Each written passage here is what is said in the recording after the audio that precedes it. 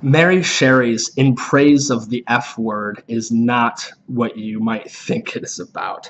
That whole entire thing, the title there is definitely a trick to get you involved in the story, and in that way it's effective. What this piece actually is about is not about profanity.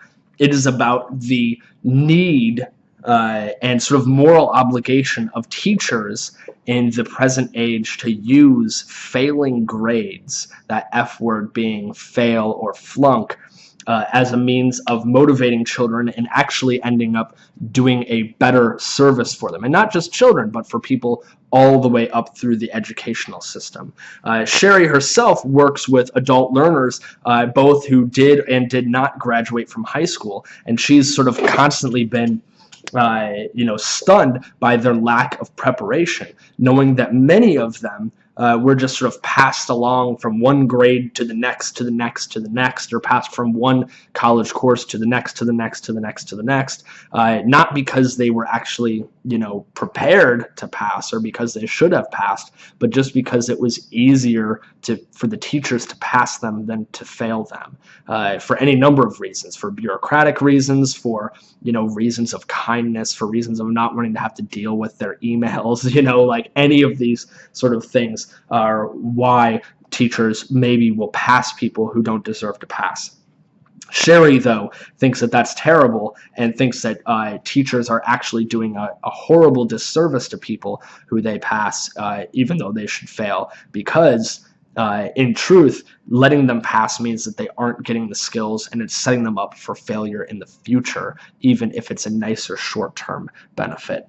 The argument in here, it's very clear, even from me just talking about this, that the argument is at the foreground. Like, Sherry is making a case. She is trying to persuade you that failing grades are important and good.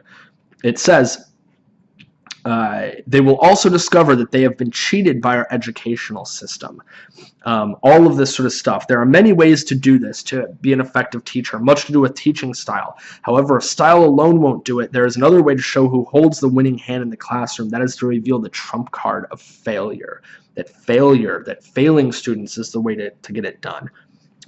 She uses an example of when her own son was a high school senior who was just screwing off in class and went and talked to his teacher, Mrs. Stifter, which of course is a perfect name for a mean teacher. Mrs. Stifter looked at me steely-eyed over her glasses. "I don't move seniors," talking about relocating the classroom. She said, "I flunk them." I was flustered. Our son's academic life flashed before my eyes. But of course, the result of this was that when the student was told, like, you're going to fail, of course, he straightened up his act. He stopped screwing off in class, and he made the class a priority and ultimately got an A.